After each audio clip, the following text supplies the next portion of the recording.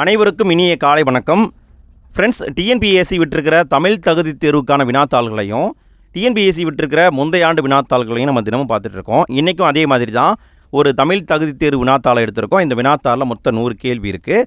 இதில் இருக்கிற முதல் 50 கேள்வியை மட்டும் நம்ம இந்த வீடியோவில் பார்க்க போகிறோம். என் கூட சேர்ந்து நீங்களும் இந்த 50 கேள்வியை முழுமையாக பாருங்கள். 50 கேள்வியை முடிச்சுட்டு எத்தனை கேள்விக்கு உங்களுக்கு ஆன்சர் தெரிஞ்சுது அப்படிங்கிறத மறக்காமல் கமெண்ட்டில் போட்டுவிடுங்க. சரி, இன்றைய வினாக்களை பார்க்கலாங்களா? இன்றைய முதல் வினாவை பாருங்கள். இரு வினைகளின் பொருள் வேறுபாடு அறிக. அதாவது சீரியன்னா என்ன, இந்த சீரியன்னா என்ன, இதுக்கான பொருள் வேறுபாடு கேட்குறாங்க. கண்டுபிடிங்க பார்க்கலாம். இந்த சீரியன்னா என்ன, அந்த சீரியன்னா என்ன கண்டுபிடிச்சிருப்பீங்கன்னு நினைக்கிறேன். விடையை பார்க்கலாங்களா? விடை, இந்த சீரிய அப்படின்னா பெருமை பெற்றன்னு அர்த்தம், இந்த சீரிய அப்படின்னா கோபம் கொண்டன்னு அர்த்தம். அப்போ விடை டி தான் ஆன்சர். இரண்டாவது கேள்வி, இரு வினைகளின் பொருள் வேறுபாடு அறிதல். ஈந்தால், ஈன்றால், இதுக்கான வேறுபாடை கண்டுபிடிங்க பார்க்கலாம். ஈந்தால்னா என்ன, ஈன்றால்னா என்ன கண்டுபிடிச்சிருப்பீங்கன்னு நினைக்கிறேன். விடையை பார்க்கலாங்களா? இந்த ஈந்தால்னா கொடுத்தால்னு அர்த்தம், இந்த ஈன்றால்னா பெற்றெடுத்தால்னு அர்த்தம். அப்போ விடை ஏ தான் ஆன்சர். மூன்றாவது கேள்வி, பொருள் வேறுபாடு அறிக. பொழிகின்ற, பொழிகின்ற, இங்கே பாருங்கள், இங்கே இந்த லீ வந்திருக்கு, இங்கே இந்த லீ வந்திருக்கு. இதுக்கான வேறுபாடை நம்ம கண்டுபிடிச்சி சொல்லணும். கண்டுபிடிங்க பார்க்கலாம். கண்டுபிடிச்சிங்களா? விடை பார்க்கலாங்களா? விடை ஏ தான் ஆன்சர். இந்த பொழிகின்றன்னா தருகின்றன்னு அர்த்தம், இந்த பொழிகின்றன்னா சிறந்து விளங்குகின்றன்னு அர்த்தம். அடுத்து நான்காவது கேள்வி, சொற்களை ஒழுங்குபடுத்தி சொற்றொடர் ஆக்குதல். சொற்களை முன்ன பின்ன மாற்றி போட்டிருக்காங்க, அதை ஒழுங்குபடுத்தணும். ஒழுங்குபடுத்துங்க பார்க்கலாம். ஒழுங்குபடுத்தியிருப்பீங்கன்னு நினைக்கிறேன். விடையை பார்க்கலாங்களா? விடை பி தான் ஆன்சர். பகைவரை வென்றதை பாடும் இலக்கியம் பரணி ஆகும். இதுதான் சரி. ஐந்தாவது கேள்வி, சொற்களை ஒழுங்குபடுத்தி சொற்றொடர் ஆக்குதல். இங்கேயும் அதே மாதிரி தான், சொற்களை மாற்றி போட்டிருக்காங்க, நம்ம ஒழுங்காக கண்டுபிடிச்சி சொல்லணும். கண்டுபிடிச்சிருப்பீங்கன்னு நினைக்கிறேன். விடையை பார்க்கலாங்களா? விடை டி தான் ஆன்சர். உயிரெழுத்து பிறக்கும் இடம் கழுத்து ஆகும். இதான் சரியான வரிசையில் வந்திருக்கு. ஆறாவது கேள்வி, அகர வரிசைப்படி சொற்களை சீர் செய்தல். அகர வரிசைப்படி சொற்களை அமைக்கணும். என்ன கொடுத்துருக்காங்க? அல்லல், பலனத்து, அரகாம்பல், வாயவில. இந்த சொற்களை அகர வரிசைப்படி அமைக்கணும். அமைங்க பார்க்கலாம். ஃபஸ்ட்டு ஆ வரும், கண்டுபிடிச்சிங்க. பட் இங்கே பார்த்தீங்கன்னா 2 இடத்துல ஆ வந்திருக்கு. ஸோ இரண்டாவது சொல் அடிப்படையில் கண்டுபிடிக்கணும். கண்டுபிடிச்சிருப்பீங்கன்னு நினைக்கிறேன். விடையை பார்க்கலாங்களா? விடை சி தான் ஆன்சர். அரகாம்பல், அல்லல், பலனத்து, வாயவில, இப்படி தான் வரணும். அதாவது ஆ ஃபஸ்ட்டு வரணும். ஓகே, அதற்கு அடுத்த சொல்ல ராதாம் ஃபஸ்ட்டு வருது. அப்போ சி தான் ஆன்சர். ஏழாவது கேள்வி, அகர வரிசைப்படி சொற்களை சீர் செய்க. இங்கேயும் அதே மாதிரி தான் கொடுத்துருக்காங்க. காருகர், ஓவியர், பாசவர், ஓசுனர், சிற்பி. இதில் பார்த்தீங்கன்னா ஓ அப்படிங்கிறது 2 இடத்துல வந்திருக்கு. ஸோ அதை வச்சு கண்டுபிடிக்கணும். வி வருமா, அடுத்து சு வருமா, இதுதான் இப்போது குழப்பம். கண்டுபிடிச்சிருப்பீங்கன்னு நினைக்கிறேன். விடையை பார்க்கலாங்களா? விடை டி தான் ஆன்சர். ஃபஸ்ட்டு ஓசுனர் வரணும், அப்புறம் ஓவியர், காருகர், சிற்பி, பாசவர். இதுதான் சரியான வரிசை. எட்டாவது கேள்வி, அகர வரிசைப்படி சொற்களை சீர் செய்க. அகர வரிசைப்படி அமைக்கணும். பாருங்கள், இங்கே 2 இடத்துல ஈ வந்திருக்கு. ஸோ அடுத்த சொல்ல வச்சு தான் நம்ம கண்டுபிடிக்கணும். கண்டுபிடிச்சிருப்பீங்கன்னு நினைக்கிறேன். இதுக்கு கொஞ்சம் டைம் எடுத்திருக்கோம். சரி, விடையை பார்க்கலாங்களா? விடை ஏ தான் ஆன்சர். ஃபஸ்ட்டு ஈ வரணும், அப்புறம் ஊ வரணும், அப்புறம் ஏ, அப்புறம் அவு வரணும். அதுவே சீலையும் இதே மாதிரி வந்திருக்கு. பட் முன்னாடி அவு வந்திருக்கு, பின்னாடி ஏ வந்திருக்கு. ஸோ அதனால் இது தவறு. 9வது கேள்வி, வேர் சொல்லை கொடுத்து வினையாளனியம் பெயர் உருவாக்கல். ஒருத்தல் அப்படின்னு ஒரு வேர் சொல்லை கொடுத்துருக்காங்க. இதிலிருந்து வினையாளனியம் பெயரை கண்டுபிடிக்கணும். ஒருத்தல் அதாவது பார்த்திங்கன்னா இது தொழில் பெயர். ஆக்சுவலாக வேர் சொல் கிடையாது, இது தொழில் பெயர். இதிலிருந்து வேர் சொல்லை ஃபஸ்ட்டு கண்டுபிடிக்கணும், அதை வச்சு வினையாளனியம் பெயரை உருவாக்கணும். கண்டுபிடிச்சிருப்பீங்கன்னு நினைக்கிறேன். இப்படியே பார்க்கலாங்களா? ஒருத்தல், இதில் இருக்கிற வேர் சொல் ஒரு, உருவை வச்சு வினையாளனியம் பெயரை உருவாக்கினா ஒருத்தார், இப்படி தான் வரும். 10வது கேள்வி, மலை என்ற வேர் சொல்லின் வினை எச்சத்தை தேர்க. மலை அப்படிங்கிறது வேர் சொல்லுங்க. இந்த வேர் சொல்லிருந்து வினை எச்சத்தை உருவாக்கணும். உருவாக்குங்க பார்க்கலாம். உருவாக்கி இருப்பீங்கன்னு நினைக்கிறேன். விடையை பார்க்கலாங்களா? மலைந்து அப்படிங்கிறது வினையெச்சம், அதுவே மலைந்த என்பது பெயரெச்சம். சரிங்களா? இதை பார்த்துக்கோங்க. அடுத்து 11வது கேள்வி, வேர் சொல்லுக்குரிய தொழில் பெயரை எழுதுக. கொடு அப்படின்னு ஒரு வேர் சொல் கொடுத்துருக்காங்க. இதிலிருந்து தொழில் பெயரை கண்டுபிடிக்கணும். கண்டுபிடிங்க பார்க்கலாம். கண்டுபிடிச்சிட்டிங்களா? விடையை பார்க்கலாங்களா? கொடுத்தல் என்பது தொழில் பெயர். 12வது கேள்வி, வந்தனன். இதிலிருந்து வேர் சொல்லை எழுதுக.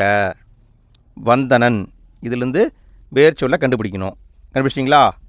விடை வா என்பது சரி. 13வது கேள்வி, வினைமுற்றுக்கு உரிய வேர் சொல்லை எழுதுக. வருக என்பது பார்த்தீங்கன்னா வியங்கோல் வினைமுற்று. இது வந்து வினைமுற்று தான், ஆனால் வியங்கோல் வினைமுற்று. இதிலேருந்து வேர் சொல்லை கண்டுபிடிக்கணும். கண்டுபிடிச்சிருப்பீங்க. விடையை பார்க்கலாங்களா? விடை வா என்பது வேர் சொல். 14வது கேள்வி, ஒரு பொருள் தரும் பல சொற்கள். நிலவு. நிலவு என்பதற்கான வேறு சொற்களை கேட்குறாங்க. இதை நம்ம பலமுறை பார்த்துருக்கோம். விடை திங்கள் சந்திரன். 15வது கேள்வி, ஒரு பொருள் தரும் பல சொற்கள். அடிவகை. அடிவகை தாவரத்துடைய அடி இருக்கு இல்லைங்களா, அடிப்பகுதி. அந்த அடிப்பகுதியை குறிக்கும் சொற்கள் எதுன்னு கேட்டிருக்காங்க. கண்டுபிடிச்சிட்டிங்களா? விடையை பார்க்கலாங்களா? தாள், தண்டு, கோல் இதெல்லாமே தாவரத்துடைய அடிப்பகுதியை குறிக்கும் சொற்கள். 16வது கேள்வி, ஒரு பொருள் தரும் பல சொற்கள். உரை கிணறு, ஊருணி, அகழி, அணை இது எல்லாமே எதை குறிக்கும்? இது ரொம்ப சிம்பிள் தாங்க. இது எல்லாமே எதை குறிக்கும்? விடையை பார்க்கலாங்களா? நீர்நிலை, நீரை தேக்கி வைக்கக்கூடிய நிலைகளை குறிக்கும். 17வது கேள்வி, ஒளி மற்றும் பொருள் வேறுபாடு அறிதல். அமைதியான என்ன தேவை? இங்கே வந்து ஒரு சொல் வரணும். கண்டுபிடிச்சிருப்பீங்க. அமைதியான உறக்கம் தேவை, அப்படி தான் வரும். 18வது கேள்வி, இலை, இலை, இலை. இங்கே பார்த்தீங்கன்னா லகர வேறுபாடு கொடுத்துருக்காங்க. ஒளி வேறுபாடறிந்து பொருள் தருக. ஒளி வேறுபாடை வச்சு பொருளை கண்டுபிடிக்கணும். கண்டுபிடிங்க பார்க்கலாம். கண்டுபிடிச்சிருப்பீங்கன்னு நினைக்கிறேன். விடையை பார்க்கலாங்களா? விடை ஏதான் ஆன்சர். இந்த இலைனா தாவரத்தில் இருக்கிற செடியுடைய இலை. இந்த இலைனா மெலிந்து போதல், இலைச்சு போகிறது. இந்த இலைனா நூல் இலை. So answer A. 19வது கேள்வி, பறவை, பறவை ஒளி வேறுபாடு அறிந்து பொருள் தருக. இந்த பறவைனா என்ன, இந்த பறவைனா என்ன? கண்டுபிடிங்க பார்க்கலாம். கண்டுபிடிச்சிருப்பீங்கன்னு நினைக்கிறேன். இந்த பறவைனா கடலை குறிக்கும், இந்த பறவைனா புல், அதாவது பறவையை குறிக்கும். 20வது கேள்வி, ஆங்கில சொல்லுக்கு நேரான தமிழ் சொல்லை எழுதுக. டிமாண்ட் டிராப்ட், இது வந்து ஆங்கில சொல்லுங்க. இதுக்கான தமிழ் சொல் என்னன்னு கேட்டிருக்காங்க. இது நம்ம பலமுறை பார்த்துருக்கோம். விடை வரைவோலை என்பது சரி. 21வது கேள்வி, வீடு எங்குள்ளது என்ற வினாவிற்கு இப்பக்கத்தில் உள்ளது என கூறுவது. இது எந்த டைப்பான விடைன்னு கேட்டிருக்காங்க. இதை நம்ம பலமுறை பார்த்துருக்கோம். இது சுட்டு விடை. 22வது கேள்வி, சரியான மரபு சொல்லை தேர்ந்தெடுத்து எழுதுக. சோறு. இங்கே வந்து என்ன மரபு சொல் வருங்க? என்ன மரபு சொல் வரும்? விடையை பார்க்கலாங்களா? சோறு, உன், இப்படி தான் வரும். 23வது கேள்வி, சந்தி பிழை அற்ற வாக்கியங்களை கண்டறிக. 4 வாக்கியம் கொடுத்துருக்காங்க. எதில் சந்திப்பிழை இல்லையோ அதை வந்து கண்டுபிடிக்க சொல்கிறாங்க. பாருங்கள், குதிரை தாண்டியது, குதிரை தாண்டியது, வரும்படி சொன்னான்.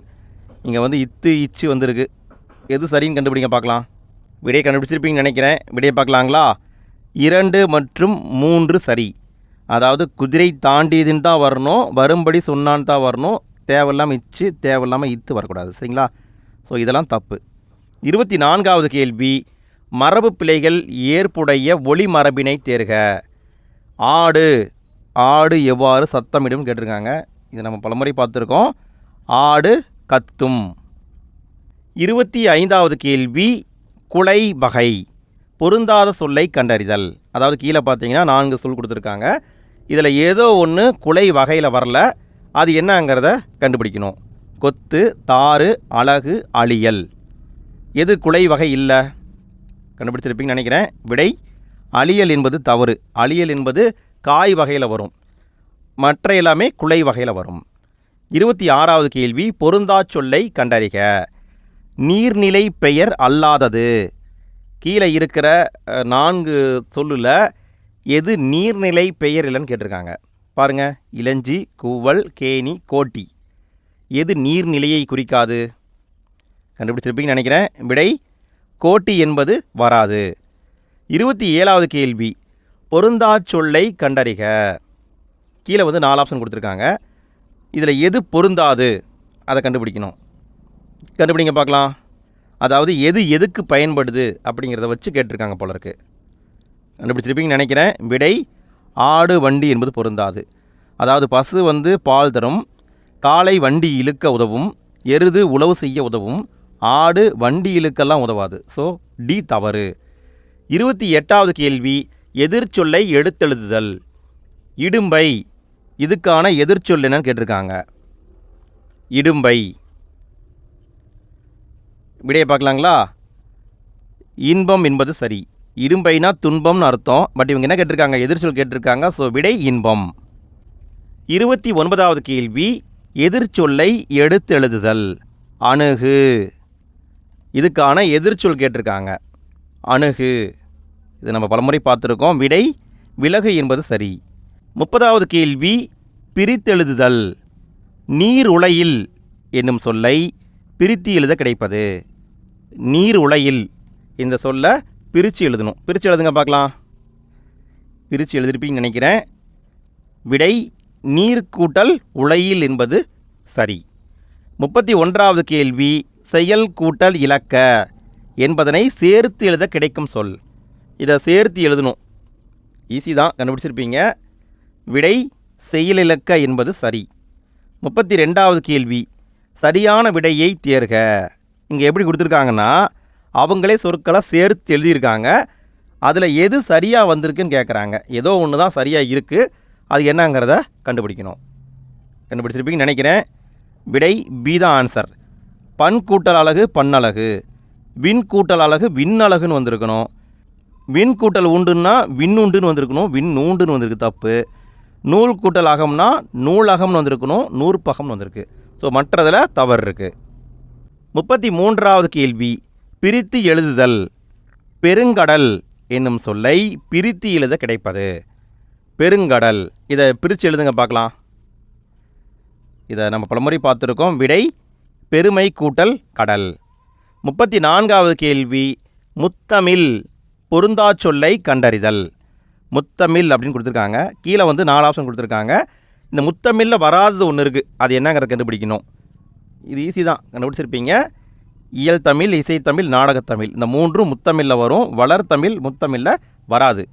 35வது கேள்வி, சரியான வினாச்சொல்லை தேர்ந்தெடு. நெல்லையப்பர் கோவில் உள்ளது. இங்கே என்ன சொல்ல போட்டால் இது வினாவாக மாறும். இதை நம்ம பலமுறை பார்த்துருக்கோங்க. விடை எங்கு உள்ளது என்று தான் வரணும். 36வது கேள்வி, பொருத்தமான காலம் அமையுமாறு எழுதுக. மாடுகள் இப்போது புல். இங்கே என்ன வரும்? அதாவது காலத்தின் அடிப்படையில் அமைக்க சொல்லியிருக்காங்க. இப்போதுன்னு கொடுத்துருக்காங்க. ஸோ நிகழ்காலத்துக்கு தகுந்த மாதிரி தான் எழுதணும். அப்போ விடை மேய்கின்றன என்பது தான் வரணும். மாடுகள் இப்போது புல் மேய்கின்றன, இப்படி தான் வரும். 37வது கேள்வி, பொருத்தமான காலம் கண்டறிக. பொருத்தமான காலத்தை கண்டுபிடிக்க சொல்லியிருக்காங்க. 4 ஆப்ஷன் கொடுத்துருக்காங்க. அதில் எது சரியான காலத்தோடு வந்திருக்குன்னு கண்டுபிடிக்கணும். கண்டுபிடிங்க பார்க்கலாம். கண்டுபிடிச்சிருப்பீங்கன்னு நினைக்கிறேன். விடையை பார்க்கலாங்களா? விடை பி தான் ஆன்சர். கண்மணி பாடம் படிக்கிறாள் என்பது நிகழ்காலம், கரெக்டு. மற்றதில் பாருங்கள், கண்மணி நேற்று பாடம் படித்தாள் என்பது நிகழ்காலம் கிடையாது, இது இறந்த காலம். கண்மணி நாளை பாடம் படிப்பாள் என்பது இறந்த காலம் கிடையாது, இது எதிர்காலம். கண்மணி இன்று படிக்கிறாள் என்பது எதிர்காலம் கிடையாது, இது நிகழ்காலம். ஸோ மற்றதில் தவறு இருக்குது. 38வது கேள்வி, சொற்களை இணைத்து புதிய சொல் உருவாக்கல். சரியான இணையை கண்டுபிடிக்கணும். அதாவது அவங்க என்ன பண்ணியிருக்காங்கன்னா, சொற்களை சேர்த்து எழுதி உருவாக்கியிருக்காங்க. இதில் எது சரின்னு கேட்குறாங்க. ஏதோ ஒன்று தான் சரியாக வந்திருக்கு. கண்டுபிடிச்சிருப்பீங்கன்னு நினைக்கிறேன். விடையை பார்க்கலாங்களா? நீதி கூட்டல் நூல் நீதி நூல், இது சரி. மற்றதில் என்ன தவறுனா விண் கூட்டல் மீன் விண்மீன் வரணும், விண்மான்னு போட்டிருக்காங்க, ஸோ தப்பு. தமிழ் கூட்டல் மொழி தாய்மொழின்னு வரக்கூடாது, தமிழ் மொழின்னு வந்திருக்கணும். மணி கூட்டல் மாலை மணி மாலைன்னு வந்திருக்கணும், மணி மேகலைன்னு போட்டிருக்காங்க. ஸோ மற்றதில் தவறு இருக்குது. 39வது கேள்வி, சொற்களை இணைத்து புதிய சொல் உருவாக்குக. பரம் இந்த சொல்லோட இன்னொரு சொல்லை இணைக்கணும். இணைச்சா அது ஒரு முழுமையான சொல்லாக மாறும். அது என்னன்னு கேட்டிருக்காங்க. எல்லாருக்கும் தெரிஞ்சது தான். விடை பரம்பரை, இப்படி தான் வரும். 40வது கேள்வி, பேச்சு வழக்கு எழுத்து வழக்கு கண்டறிதல். என்னுடைய பல் உளுந்துடுச்சு, இது பேச்சு வழக்குங்க. இதை என்ன சொல்லியிருக்காங்க? எழுத்து வழக்காக மாற்ற சொல்லியிருக்காங்க. மாற்றுங்க பார்க்கலாம். கண்டுபிடிச்சிருப்பீங்க. விடை என்னுடைய பல் விழுந்து விட்டது, இப்படி தான் எழுத்து வழக்கில் சொல்லணும். 41வது கேள்வி, பேச்சு வழக்கு எழுத்து வழக்கு. பேச்சு வழக்காக இருக்கிறத எழுத்து வழக்காக மாற்றணும். உடம்பு, இது பேச்சு வழக்குங்க. இதை எழுத்து வழக்காக மாற்றணும். மாற்றுங்க பார்க்கலாம். ரொம்ப சிம்பிள் தான். விடையை கண்டுபிடிச்சிருப்பீங்க. உடம்புன்னா உடம்பு. 42வது கேள்வி, பேச்சு வழக்கு எழுத்து வழக்காக்குக. பேச்சு வழக்கை எழுத்து வழக்காக மாற்றணும்.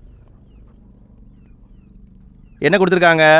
மாம்பழம் சாப்பிட்டியா அப்படின்னு கொடுத்துருக்காங்க. இது பேச்சு வழக்கு. இதை எழுத்து வழக்காக மாற்றணும். எப்படி மாற்றுவீங்க? விடையை பார்க்கலாங்களா? மாம்பழம் சாப்பிட்டாயா, இப்படி தான் மாற்றணும். 43வது கேள்வி, பொருள்களை எண்ணும் இடங்களில் டேஸ் வரும். பொருட்களை எண்ணும் இடங்களில், அதாவது பார்த்தீங்கன்னா இப்போது 1 2 3 அப்படி எழுதுகிறோம்னு வச்சுக்கோங்களேன். அப்படி எழுதும்போது இடையில் என்ன வரும்னு கேட்டிருக்காங்க. என்ன வரும்? விடையை பார்க்கலாங்களா? இடையில் கார்புள்ளி தான் வரும். 44வது கேள்வி, நிறுத்தற்குறிகளை அறிக. சரியான நிறுத்தற்குறிகள் இடப்பட்ட தொடர் எதுவோ அதை கண்டுபிடிக்கணும். கண்டுபிடிங்க பார்க்கலாம். கண்டுபிடிச்சிருப்பீங்க நினைக்கிறேன். விடையை பார்க்கலாங்களா? விடை பி தான் ஆன்சர். முத்தமிழ் எனப்படுவது இயல் இசை நாடகம். இங்கே பாருங்களேன், என்ன பெயர் முன்னாடி பார்த்தோம்ல 43வது கேள்வி, அதுக்கு இங்கே பாருங்கள் விடை இருக்குது பாருங்கள். இயல் ஒரு கம்மா போட்டிருக்காங்க, இசை கம்மா போட்டிருக்காங்க, நாடகம் கம்மா போட்டிருக்காங்க. ஸோ இந்த மாதிரி போடும்போது தான் கார்புள்ளி வரும். 45வது கேள்வி, சரியான நிறுத்தற்குறியிடப்பட்ட தொடரை கண்டறிக. கீழே பார்த்தீங்கன்னா 4 தொடர் கொடுத்துருக்காங்க. எதில் சரியான நிறுத்தற்குறி இருக்குதுன்னு கேட்டிருக்காங்க. கண்டுபிடிங்க பார்க்கலாம். கண்டுபிடிச்சிருப்பீங்கன்னு நினைக்கிறேன். விடையை பார்க்கலாங்களா? விடை ஏதான் ஆன்சர். நூல் பல கல் என்பர் பெரியோர், இதுதான் சரி. மற்றதில் என்ன தவறுனா திருக்குறள் அறம் பொருள், இங்கே பாருங்கள், இங்கே அரைப்புள்ளி வரக்கூடாது, இங்கே கால் புள்ளி தான் வந்திருக்கணும். ஸோ இது தப்பு. அடுத்து 3வது பார்த்தீங்கன்னா திருவிக்க எழுதிய பெண்ணின் பெருமை என்னும் நூல் புகழ்பெற்றது. இங்கே என்ன பண்ணியிருக்கணும்னா மேற்கோள் காட்டியிருக்கணும்.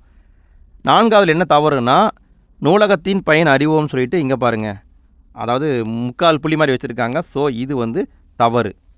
அடுத்து 46வது கேள்வி, பைம்பொழில் என்ற ஊர் பெயரின் மருவை கண்டறிக.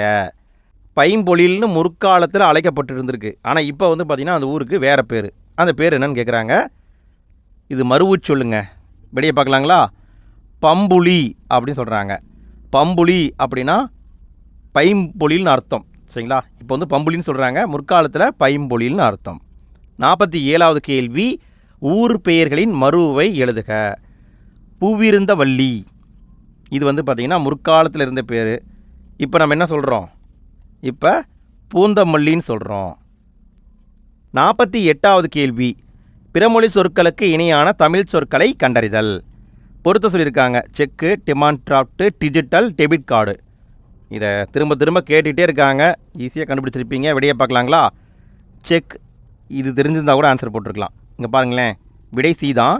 செக் அப்படின்னா காசோலை. அப்போ 1க்கு 2 தான் ஆன்சர். ஏக்கு 2ன்னா இங்கே 1 தான் இருக்குது. டிமாண்ட் டிராஃப்ட் அப்படின்னா வரை ஓலை. டிஜிட்டல்னா மின்னணு மையம். டெபிட் கார்டுனா பற்று அட்டை. அப்போ விடை சி தான் ஆன்சர். 49வது கேள்வி, பிறமொழி சொல்லுக்கு இணையான தமிழ் சொல்லை எழுதுக. எஸ்கலேட்டர். எஸ்கலேட்டர் என்பது பிறமொழி சொல். இதுக்கான தமிழ் சொல் என்னன்னு கேட்டிருக்காங்க. 6ஆம் வகுப்பு தமிழ் புத்தகத்தில் படிச்சிருப்பீங்க. விடை மின் படிக்கட்டு. 50வது கேள்வி கடைசி கேள்விங்க. ஃப்ரெண்ட்ஸ், 50 கேள்வியை நம்ம பார்த்துட்டோம். எத்தனை கேள்விக்கு உங்களுக்கு ஆன்சர் தெரிஞ்சதுங்கிறத மறக்காமல் கமெண்ட்டில் போட்டுவிடுங்க. அதே மாதிரி வீடியோ பிடிச்சிருந்தால் லைக் போடுங்க ஃப்ரெண்ட்ஸ். நிறைய பேர் பார்க்குறீங்க, லைக் போட மறந்துடுறீங்க. வீடியோவை பார்த்துட்டு அப்படியே போனால் என்ன சொல்கிறது, எங்களுடைய உழைப்பை அங்கீகரிக்கும் விதமாக பிடிச்சிருந்தால் லைக் போடுங்க ஃப்ரெண்ட்ஸ், லைக் போடுங்க. எப்படி இருந்ததுன்னு கமெண்டில் போட்டுவிடுங்க. உங்களுடைய ஃப்ரெண்ட்ஸுக்கும் ஷேர் பண்ணுங்கள், எங்களுக்கும் பார்த்து சப்போர்ட் பண்ணுங்கள். சரி பாருங்கள், 50வது கேள்வி. பிறமொழி சொற்களுக்கு இணையான தமிழ்ச்சொல் கண்டறிதல். விண்வெளியில் ஏற்பட்ட நிகழ்வை கண்டு ஆச்சரியம் அடைந்தனர். அதாவது இங்கே என்ன கொடுத்துருக்காங்கன்னா ஆச்சரியம் அப்படின்னு கொடுத்துருக்காங்க. இது வந்து பார்த்திங்கன்னா தமிழ்ச்சொல்லான்னு கேட்டால் தமிழ்ச்சொல் இல்லை, இது பிறமொழி சொல். இங்கே என்ன தமிழ்ச்சொல் வரும்னு கேட்டிருக்காங்க, கண்டுபிடிச்சிருப்பீங்க. விடை வியப்பு என்பது சரி. விண்வெளியில் ஏற்பட்ட நிகழ்வை கண்டு வியப்பு அடைந்தனர், இப்படி தான் சொல்லியிருக்கணும். ஓகே ஃப்ரெண்ட்ஸ், 50 கேள்வியை பார்த்துட்டோம். அடுத்த 50 கேள்விக்கான வீடியோவை ரெடி பண்ணோன்னே எண்டு ஸ்க்ரீனில் வைக்கிறேன். ஃப்யூச்சரில் வீடியோவை பார்க்குறவங்க end screen, description, first comment எல்லா இடத்துலையும் பாருங்கள், லிங்க் இருக்கும். அடுத்த பாகத்தையும் பார்த்து யூஸ் பண்ணிக்கோங்க. ஓகே ஃப்ரெண்ட்ஸ், அடுத்த வீடியோவில் சந்திப்போம். நன்றி.